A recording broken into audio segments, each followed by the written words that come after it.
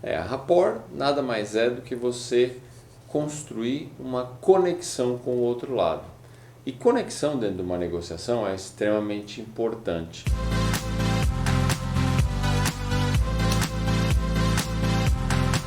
Sejam muito bem-vindos ao programa Negociação Sem Complicação. Aqui nesse espaço a gente mostra para você que é sim possível conduzir negociações bem-sucedidas em qualquer circunstância. Esse programa vai ao ar toda terça-feira. E se você perdeu o que rolou nos episódios anteriores, é só você acessar as redes sociais do Alexandre, escolha a rede de sua preferência, pode ser o YouTube, o Instagram ou também o Facebook. Você vai encontrar o link aqui no descritivo desse vídeo e aí você confere os episódios anteriores. Eu sou Karine Ferraz. Eu sou Alexandre Cury. E hoje nós vamos continuar um assunto que começamos na semana passada, que são as habilidades, as principais habilidades de um bom negociador. É isso mesmo, Alexandre? É isso mesmo. Então vamos lá. Semana passada a gente começou esse assunto, mas ficou um assunto um pouco longo, são muitas habilidades e tem detalhes em cada uma delas, então a gente resolveu dividir em duas partes. Mas eu acho que seria interessante a gente relembrar para a nossa audiência o que rolou, um pouquinho do que rolou na semana passada. Vamos retomar as habilidades? Vamos lá. A primeira é analisar e cultivar a BATNA. BATNA é um acrônimo em inglês que significa Best Alternative to a Negotiated Agreement, que nada mais é do que qual a sua melhor opção caso o acordo não seja viável. E para quem quiser saber mais sobre BATNA, eu gravei um projeto do Projeto Negociador de Alta Performance, eu gravei um episódio onde eu falo exclusivamente de BATNA. Então é só ir lá nas redes sociais e procurar e assistir. Também é possível deixar as perguntas aqui nos comentários que depois pelas redes sociais você responde para o pessoal, não é? Sem dúvida. Então vocês podem fazer isso também. Deixem aqui as perguntas que o Alexandre retoma depois, respondendo para todo mundo nas redes sociais. Bom, a gente já falou sobre BATNA, né? Lembramos um pouquinho. Depois nós conversamos sobre, esse ponto eu lembro que eu achei bem interessante. É contraintuitivo. Negociar o processo. Explica aí para o pessoal rapidinho. Negociar o processo é aquela parte mais procedimental da negociação. E antes de você começar a negociação, é você de fato alinhar com o outro lado os detalhes para que a negociação transcorra bem. Então, seja o que você precisa dentro da reunião, se é um projetor ou o que quer que seja, quais são as pessoas que você vai precisar dentro da negociação, ou seja, você alinha isso antes de começar a negociação para que você possa transcorrer e usar aquele tempo da negociação para discutir ela e não ficar discutindo que não está faltando alguém, está faltando tomada, alguma coisa assim. Alinhar as expectativas de um de outro, né? Porque cada um prepara lá no seu canto e não sabe do que o outro vai precisar. É um pouco isso. Bom, depois a gente conversou também sobre o rapport, que a gente tem que construir o rapport ali com a outra parte. Explica melhor. A rapport nada mais é do que você construir uma conexão com o outro lado. E conexão dentro de uma negociação é extremamente importante, porque através da conexão você gera confiança, você gera uma série de fatores que acabam favorecendo a negociação. Certo. Ok. Bom, eu acho que você tem até um capítulo sobre isso no seu curso, não é, rapport? Porque é uma questão um pouco... À primeira vista pode parecer que você vai imitar o outro lado ou falar de coisas que você sabe que o outro lado gosta, e não é bem assim, né? É um tema um pouco detalhado. E acho que você fala sobre isso no seu curso, não é? Sim, esse é um curso, rapport é um tema mais profundo, mais extenso, e no meu curso eu dedico uma aula inteirinha para falar de rapport, dada a importância que ele tem dentro de uma negociação. Bacana. Bom, mas também se vocês quiserem saber um pouquinho mais sobre isso, a gente pode combinar um novo programa só para falar de rapport. O que você acha? Se tiver bastante solicitação para falar disso, a gente faz um programa só disso. Então vamos lá, pessoal. Se vocês têm interesse nesse assunto, comenta aqui nesse vídeo, né, nos comentários desse vídeo, que a gente vai programar um programa só sobre isso. Bom, a gente falou então sobre o rapport e logo depois a gente falou da quarta habilidade. Qual era mesmo? A quarta habilidade é uma que eu particularmente gosto bastante, que é a escuta ativa. É verdade. É verdade. E explica aí para o pessoal rapidamente o que seria a escuta ativa. É só prestar atenção no outro? Não só isso, né? Escutativa é você, de fato, escutar o que o outro lado está falando, mas não só escutar pensando em outra coisa, mas escutar de fato, né? Tá entregue ali na reunião para o que a outra pessoa está te falando. E isso é muito interessante. Por quê? Em primeiro lugar, você consegue identificar o que é valor para outra parte. Muitas vezes a gente está discutindo em cima de posições e não identificou o que era de fato valor para outra parte. E quando a gente faz a escutativa, a outra parte tende a nos falar o que é valor para ela.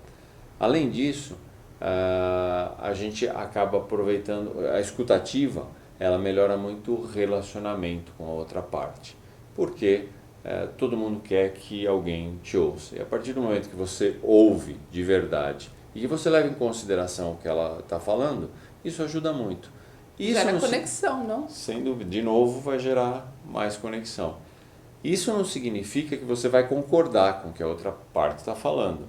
Uma coisa não tem nada a ver com a outra. Sim. Você escuta o que ela está falando, independente se você concorda ou não, e você vai ponderar de acordo com aquilo que você está ouvindo. Eu imagino que escutar o outro ativamente pode nos levar até a identificar interesses que são do outro que a gente sequer imaginou. Que quando a gente começa uma negociação, a gente imagina que a outra parte quer uma determinada coisa, mas nem sempre isso é a realidade, né? E quando a gente se dispõe a escutar, eu acho que fica mais fácil ali de captar qual é o real interesse do outro. Exatamente, justamente isso é o que é valor para outra pessoa. E muitas vezes as posições que a gente coloca numa negociação inicialmente são contraditórias, mas os interesses não necessariamente. Por quê? Você pode fornecer valor para outra parte a um custo muito baixo para você. Sim. Então isso facilita demais. Então você sai daquela questão de posições e vai para os interesses de fato. Então tem só aspectos bastante positivos em praticar a escutativa numa negociação. Por isso ela é uma habilidade tão importante para o negociador.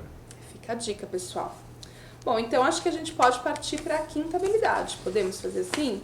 A quinta habilidade... nós já discutimos a quinta habilidade. Foi a questão, aquela parte de perguntar as questões certas, né? Fazer as perguntas corretas. Explica melhor para o pessoal que não assistiu essa parte. O Peter Drucker costumava dizer que o mais difícil não é ter a resposta certa, mas sim fazer a pergunta certa. E através de uma técnica, a gente consegue, fazendo perguntas, a gente consegue envolver a outra parte, consegue de novo descobrir interesses que estão por trás das posições. E quando você faz uma afirmativa dentro de uma negociação, a tendência é que o outro lado se sinta às vezes até ameaçado. Quando você começa a fazer perguntas, você acaba envolvendo o outro lado. Só que não basta só fazer perguntas, você tem que fazer perguntas da maneira certa, conforme nós discutimos no episódio anterior. Se você perdeu, corre lá para conferir que teve muita coisa boa por lá. Bom, então eu acho que com isso a gente fechou as 5 primeiras habilidades que nós discutimos com mais detalhes na aula passada. E então a gente pode começar o tema propriamente dessa aula. Qual seria a sexta habilidade essencial para um negociador, Alexandre? A sexta habilidade é buscar compensações inteligentes. Como assim? Compensações? Quer dizer que você não vai atender exatamente o interesse do outro e vai buscar uma alternativa? Seria isso? Na verdade, você sempre vai buscar atender o interesse. O que acontece é que normalmente as partes acabam se focando na posição. E é muito difícil chegar a um acordo quando você está preso a posições. Então, por exemplo, vamos imaginar que você teve um aumento de impostos e isso afetou o seu custo. Então, o que você faz? Você vai para o seu cliente para recuperar esse custo. E aí, você vai ficar discutindo o preço. Então, você quer um aumento de preço, o cliente não pode dar o aumento de preço, e isso vira uma discussão, vira o que a gente chama de cabo de guerra. E a questão é que ficar discutindo sobre essa posição, ela é ineficaz, porque é o que a gente chama de cobertor curto. Por quê? Quando você puxa para o seu lado, falta do outro. Quando você puxa para a cabeça, falta embaixo. Quando você põe nos pés, falta em cima. E a questão fica nessa discussão. e você não tem como chegar de fato a um acordo satisfatório, porque se você puxa de um lado, que é o seu lado, você tira do cliente. Se o cliente não te dá, ele tira de você. Então não tem realmente uma solução satisfatória nesse sentido. E aí a gente teria que fazer o quê? Numa situação dessa seria um impasse. Ou você atende o meu interesse ou você atende o seu interesse. E aí a ideia de que a gente vai chegar numa resolução conjunta, numa solução que seja boa para os dois, fica perdida. Porque isso, na verdade, não são os interesses, são as posições. Então, quando você busca posições, ou você atende uma, ou você atende outra. Certo. Mas, para facilitar o entendimento, deixa eu dar um exemplo de um caso que aconteceu comigo. Então, em função de uma dessas variações econômicas que no Brasil existe todo momento, a gente teve que buscar uma recuperação de preço com o cliente. O caso é que a gente tinha muita urgência de ter essa recuperação de preço. E eu sabia que ficar discutindo em cima de preço só era uma questão infrutífera, porque a gente ia falar, não, o preço é X, ele ia falar Y, ia ficar uma discussão eterna que não ia chegar a um acordo. Então, eu tinha que buscar alternativas para isso. Que outra forma a gente podia de recuperar essa perda, esse custo, esse aumento de custo que a gente teve. E aí a gente sabia que existia uma outra peça que era muito parecida com a nossa, mas que o cliente importava. E a gente sabia também que o cliente estava tendo uma série de problemas de qualidade com essa peça importada. E aí o que nós fizemos então? Existia uma condição muito satisfatória nessa peça que se a gente trouxesse a peça para fabricar na nossa fábrica, a gente poderia utilizar a mesma linha de produção que a gente já tinha. Consequentemente, você enche a linha, aumenta o volume, você dilui mais o custo fixo e a gente, com o aumento de produção, recuperaria aquilo que a gente perdeu e até mais, na verdade, com o aumento, com a variação que teve econômica. Então, quando eu fui para o cliente, eu já nem fui para discutir preço. Eu expliquei o que aconteceu, teve variação, teve aumento de preço, mas não é isso que eu vim discutir. Dá para a gente compensar esse aumento de preço se a gente assumir a produção dessa peça importada que você tem, que está te dando problema. E, de fato, o cliente ficou muito satisfeito com a proposta, porque ele realmente estava com muitos problemas. Então, a gente conseguiu agilizar essa parte do processo, trouxemos a peça de forma muito rápida e a coisa funcionou muito bem. De forma que a gente conseguiu recuperar aquele aumento de custo sem nenhum impacto de preço para o cliente e o cliente saiu extremamente satisfeito, porque ele agora tinha uma fonte de fornecimento confiável e aquele monte de problemas que ele tinha com a importação, ele deixou de ter. Então vocês veem que a gente acaba compensando o aumento de custo através de uma outra coisa. E é isso que eu chamo de compensação inteligente. Na verdade, ele acabou resolvendo ali 2 problemas numa negociação só. Exato. E acho que a gente discutiu um pouco sobre isso naquele episódio que a gente falou sobre bolo fixo, você lembra? Sim, é exatamente a mesma coisa. Então, quem tiver interesse em se aprofundar mais sobre esse assunto, é só ir procurar lá o episódio o mito do bolo fixo. Verdade. Foi um episódio bem legal, a gente deu bastante detalhes, você contou vários casos que aconteceram com você que ilustram bem por que a gente não tem que focar nessa ideia de bolo fixo, né? A gente tem que procurar ampliar os horizontes, é bem legal. Se você não conferiu, corre lá para assistir. E agora a gente vai falar sobre qual habilidade, Alexandre? Agora a gente vai falar sobre viés de ancoragem. Nossa, essa aí pareceu bastante complicada. Explica pra gente o que é isso. Acho que na hora de explicar vai ficar muito mais simples. Da hora que a gente entende o conceito, não é complicado, não. O que acontece? Existe um estudo em Harvard que diz que o primeiro preço que se coloca dentro de uma negociação, ele passa a ser a referência para a negociação inteirinha. Então, o cuidado que a gente tem que ter é muito grande na base que você dá para esse preço. Então, esse primeiro preço é o que a gente chama de viés de ancoragem, porque ele norteia todo o resto da negociação. O que acontece é que quando a gente fala de barganha posicional, a gente normalmente coloca um preço que é um preço arbitrário, que é um preço que não é realista. E quando a gente faz isso e a gente cria então o viés de ancoragem, a gente acaba tendo dificuldade para justificar esse preço posteriormente, porque ele foi um preço que foi colocado de forma arbitrária lá em cima ou lá embaixo, dependendo se você é comprador ou vendedor.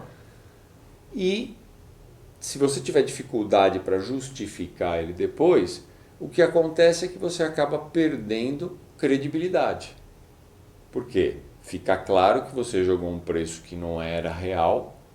Justificar, você disse para outra parte. Você justificar o preço. Para outra parte, porque sim. você colocou, por exemplo, 100 na intenção de ficar barganhando ali e de repente fechar em 50, que era bom para você. Exatamente. Aí você tem a dificuldade, porque você já criou a âncora do preço. E aí, com isso, você perde credibilidade, porque você não consegue justificar um preço tão discrepante da realidade. E perder credibilidade numa negociação é a pior coisa que pode acontecer. Por quê? A partir daquele momento, a outra parte não vai acreditar em mais nada que você estiver falando. Consequentemente, não importa o quão verdadeiro seja o que você fala, a outra parte sempre vai desconfiar e vai acreditar que existe alguma coisa a mais, que tem alguma coisa além, que ele pode tirar alguma coisa a mais de você.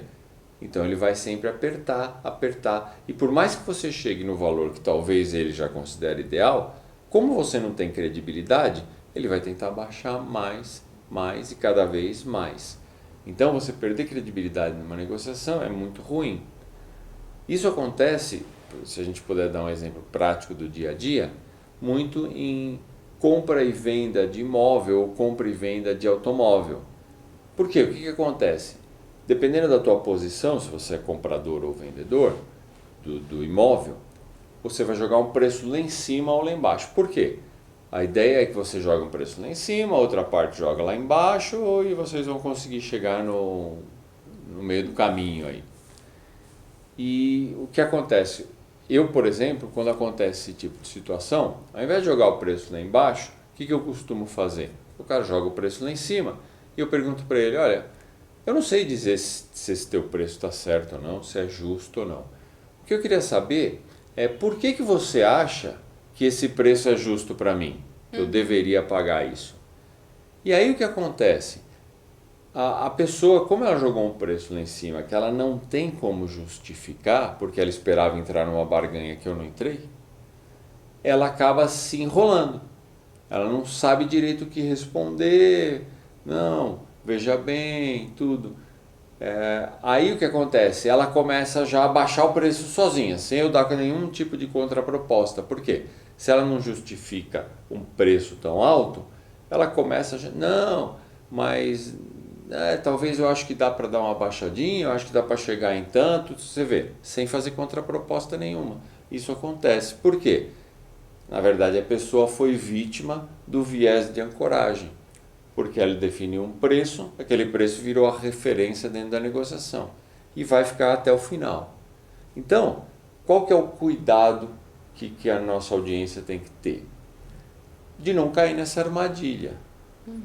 Então, se você vai colocar o preço primeiro, se é a tua, dentro da negociação é o teu papel colocar o preço primeiro, coloque um preço onde você consiga justificar, onde você consiga dar base. De forma que, mesmo que depois você tenha que reduzir um pouco esse preço ou aumentar, se for ao contrário, que você tenha uma justificativa baseada em um critério sólido, um critério concreto. Porque senão você vai ser vítima do viés de ancoragem e aí perdeu a credibilidade. E perder credibilidade na negociação é a pior coisa que pode acontecer. Eu imagino que quando a outra parte questiona, mas por que desse preço tão alto, por que desse preço desta forma, a pessoa que colocou o preço não condizente com a realidade, ela fica numa situação muito desconfortável. Por isso que ela acaba, não, vamos lá, eu acho que eu consigo fazer alguma coisa pra você, porque realmente ela tirou aquilo do nada, né, da cartola, e não tem o que falar. Então aí acho que até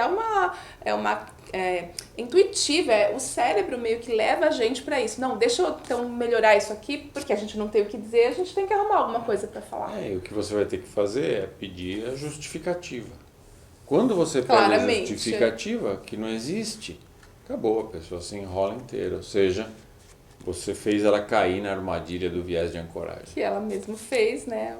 A arma volta contra a pessoa. Por isso que eu sempre digo, entrar em barganha não vale a pena. E como você comentou, isso é muito comum em negociação de imóvel, mas meu Deus do céu, as pessoas não têm base nenhuma para falar por que vale aquilo ou por que não vale, aí é essa guerra maluca, né? Cada um falando uma coisa que não tem sentido. É engraçado porque você fala pro corretor isso, e aí eu já ouvi isso, você fala pro corretor, fala, por que você acha que esse preço é justo e por que eu deveria pagar esse preço?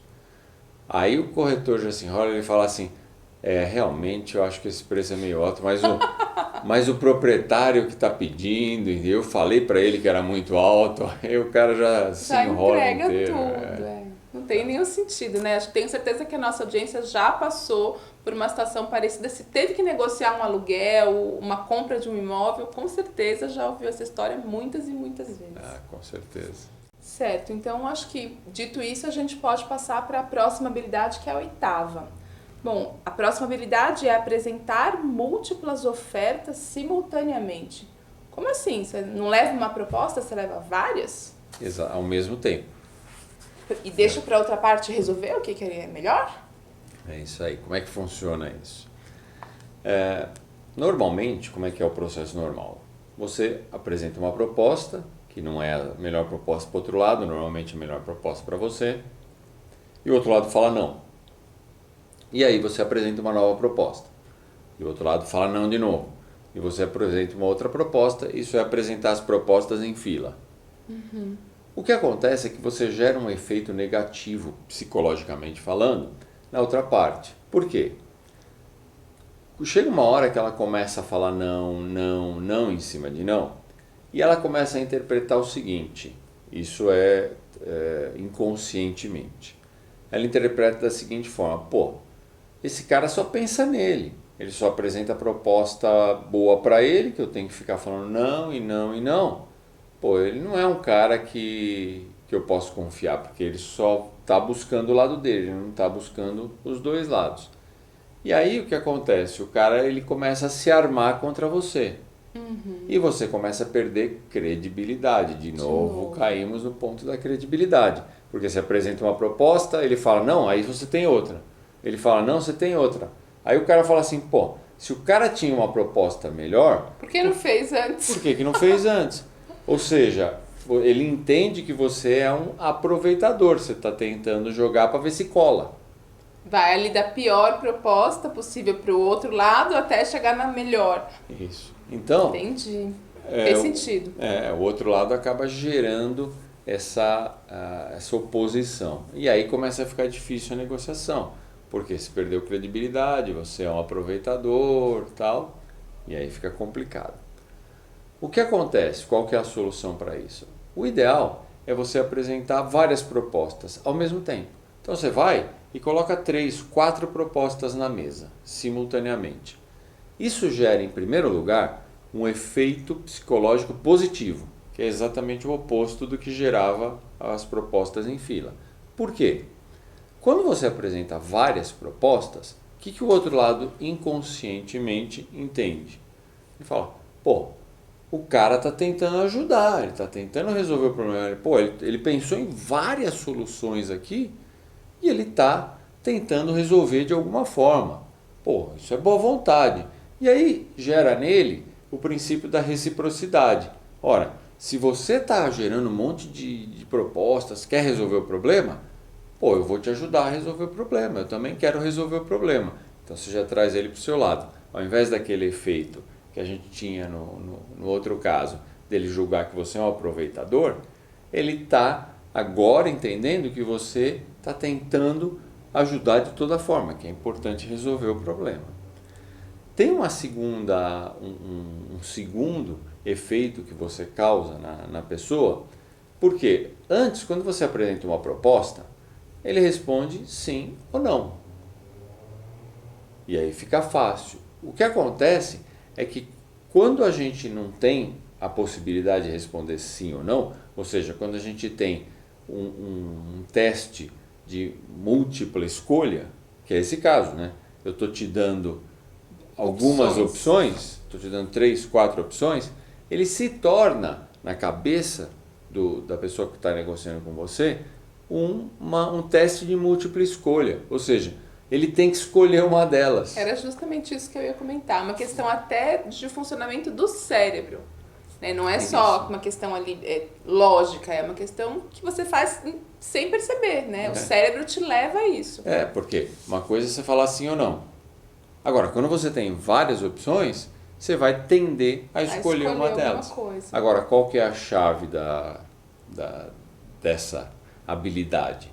É que você escolha 3 ou 4 opções que tragam para você, que atendam o seu interesse da melhor forma possível, que maximizem, na verdade, o seu interesse. Sim. Se todas as opções maximizarem os seus interesses, quando ele escolher uma, tanto faz para você qual que ele vai escolher. Isso vai te ajudar. Essa é a grande sacada de você apresentar várias propostas simultaneamente. Bem interessante, nunca tinha pensado sobre isso. E até quando você falou antes da questão do não, eu acho que tem uma questão aí psicológica também, porque quando a gente responde não para uma coisa, não para a segunda coisa, não para a terceira coisa, a sequência que vai vir ali, o cérebro já está intuitivamente falando, não, não, não, porque eu já respondi não para as 5 primeiras propostas, porque a 10ª vai ser boa. Justamente porque você perde credibilidade, então nada que você proponha como você se torna, entre aspas, um aproveitador perante a outra parte, ele já sabe que nada que você propor vai ser realidade. Por isso que é a credibilidade. E aí, a partir de um certo momento, eu imagino até que ele nem ouça direito o que você está falando. Como você já perdeu credibilidade, é não, não, não, e aí a negociação está fadada ao insucesso. Exatamente. Muito interessante, tá vendo? Tem uma questão aí de cérebro também pra gente estudar, sim, muito legal. De fato, quando a gente esclarece e vai esmiuçar o conceito, às vezes o que parecia ser complicado fica fácil. Agora, realmente deu para entender e tenho certeza que a nossa audiência identificou aí uma situação da vida, até do cotidiano, mesmo para quem não trabalha com negociação, que já vivenciou uma situação assim, né? Que viu outra parte oferecer alternativas e você vai falando não, não, não, não, e de repente, se a gente fizesse de outra forma, a solução talvez fosse outra. Né? Então fica a dica aí pra gente ir testando, né? E se vocês quiserem também comentar aqui com a gente, se vocês conseguiram utilizar essas habilidades, tiveram alguma sacada e mudou a forma de vocês pensarem na negociação, pode comentar aqui também embaixo que depois o Alexandre responde para vocês. Bom, vamos lá então para a próxima habilidade? Vamos lá. A próxima habilidade seria contrato de contingência? Tá ficando complicado isso aí. Explica pra gente o que é isso. São os nomes acadêmicos, né, que a gente traz para a negociação, mas que no fundo o processo, a explicação do que acaba ficando simples e aplicável em negociação, em qualquer tipo de negociação. Né? São importantes. O que acontece? Existem determinadas situações onde você consegue chegar a um acordo. Aquela situação a outra parte está de acordo. Só que aquele acordo ele envolve algumas ações futuras. Envolve algumas ações que uma parte implementa agora, mas a outra parte implementa no futuro. E aí o negociador ele acaba ficando inseguro de fechar o acordo, porque ele acredita que ele vai fechar o acordo, ele vai fazer a parte dele, mas como a sua está no futuro, você não vai fazer, você não vai cumprir a sua parte. E por isso ele fica inseguro. E nesse momento é que a gente usa o contrato de contingência. Vou dar um exemplo para ficar mais claro. Teve uma oportunidade que a gente estava negociando um aumento de preço. E aí qual foi a proposta? A proposta era dar o aumento de preço agora, eu negociando com o cliente daria o aumento de preço agora. E a gente se comprometia a, no futuro, devolver esse aumento de preço e mais um valor, ou seja, devolver mais do que isso, através de produtividade, ou seja, redução de preço após algum tempo. E o cliente, ele gostou da ideia porque o que ele estava dando agora ele ia recuperar muito mais no futuro. Para ele era bom. Só que ele estava com o pé atrás. Por quê? Ele falou, pô, eu vou agora dar o aumento de preço e eu não tenho, se vai acontecer alguma coisa no meio do caminho e você vai justificar que não vai poder implementar por causa disso e daquilo. Então ele não queria fechar o acordo em função do receio que ele tinha de um evento futuro, da gente não cumprir a nossa parte. Nesse momento, você utiliza o contrato, ou a cláusula, pode ser de contingência. Mas como que funciona isso exatamente? Você faz, de fato, um contratinho por escrito, de alguma forma, que assegure que a tua parte vai ser cumprida no futuro, independente da tua presença ou não. Porque o que acontece? Muitas vezes, você se compromete com alguma coisa no futuro, e quando o futuro chega, você já não está mais lá, você mudou de emprego, você mudou de área, algumas vezes a outra parte também não está. Então, se não tiver registrado, cai no esquecimento. Claro. Uma vez que esteja formalizado, isso já não vai ter mais esse risco. Então, a ideia é oferecer para outra parte, para compensar o risco futuro, alguma coisa por escrito, formalizado, um contrato, uma cláusula, onde você assine, onde, vamos dizer, a parte mais alta envolvida, né, se for numa empresa, de repente o presidente da empresa, alguma coisa assim, assine e se comprometa que aquilo vai acontecer de fato. Então isso facilita o acordo, o aceite do acordo em casos desse, onde existe dúvida em relação ao futuro. Com certeza. É uma boa alternativa, considerando que não dá para cumprir imediatamente. Exato. Certo. Bom, vamos lá para a próxima habilidade. Acho que a gente está chegando perto do final agora. Essa já é a 10ª. Já é a 10ª, então é a última. Bom, a próxima habilidade é registrar os acordos. Mas, peraí, isso aí parece um pouco óbvio. É fazer um contrato, não é isso? Se você for da área do direito, é mais óbvio do que para as outras áreas. Né? Na verdade, o que acontece? Os negociadores, não do direito, das outras áreas, eles tendem até a registrar alguma coisa, mas normalmente eles registram aquilo que mais interessa para eles. E fica um monte de outras coisas. Os detalhes passam. Ficam fora. E aí cai no mesmo problema. Às vezes o cara que negociou já não está mais na empresa, o cara que negociou mudou de área, o cara que negociou tem memória ruim. Ou uma índole ruim. Ou pode ser. E aí aqueles detalhes que ficaram para fora acabam causando problemas em negociações futuras. Então, é importante que o negociador, ele de fato registre o acordo, mas na sua totalidade. O que eu já vi de mal entendido nessas coisas é inacreditável, de pessoas dizerem, não, você falou tal coisa, e eu não tinha falado tal coisa, até porque eu nem podia ter falado aquilo, mas não ficou registrado. E aí gera esses mal entendidos, esses mal entendidos causam insegurança, eles causam problemas no relacionamento. Então, o ideal quando você faz uma negociação é cercar ela por todos os lados e de fato registrar. Independente se você acha que é uma negociação muito simples, ela vai causar problema, porque nunca uma negociação é de um item só, elas sempre são integrativas. Então você acaba juntando outras partes e é super importante ter isso formalizado. Nossa, isso é tão estranho para eu ouvir, né? Para quem é da área do direito, ouvir que o negócio não é formalizado num documento, como assim? Alguém faz isso? E é óbvio que isso vai dar problema, lógico, ou porque esquece, ou porque alguém está de má fé, ou porque alguma coisa se perdeu no caminho, alguém trocou de área, alguém mudou de setor, tanta coisa pode acontecer.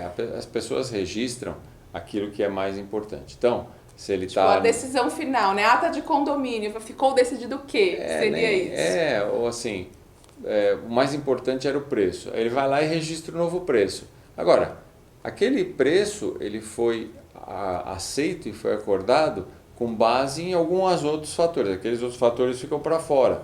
E aí os fatores nunca acontecem, né? Aí Então, o setor jurídico da empresa fica de cabelo em pé, com certeza. Bom, eu acho que com isso a gente fechou, né, Alexandre, as 10 habilidades aí, as 10 principais, né? Com certeza tem muitas outras coisas que fazem um bom negociador, mas essas foram as principais. Você pode dar a sua opinião também, comentar. Se a gente de repente esqueceu de falar alguma coisa que para você é muito importante, coloca aqui nos comentários, de repente a gente faz aí uma sequência com novas habilidades, se for do interesse de vocês, é claro. Bom, esse foi o programa de hoje. Relembrando para vocês que se vocês perderam a primeira parte desse programa ou os episódios anteriores, a gente discutiu vários assuntos bastante interessantes. É muito simples, basta você acessar as redes sociais do Alexandre, você vai encontrar os links aqui no descritivo desse vídeo e você pode então conferir o que já rolou nesses meses aí que a gente faz esse programa. Tem bastante coisa interessante. Foi muito bom estar aqui com vocês essa semana. A gente se vê na próxima semana. até lá.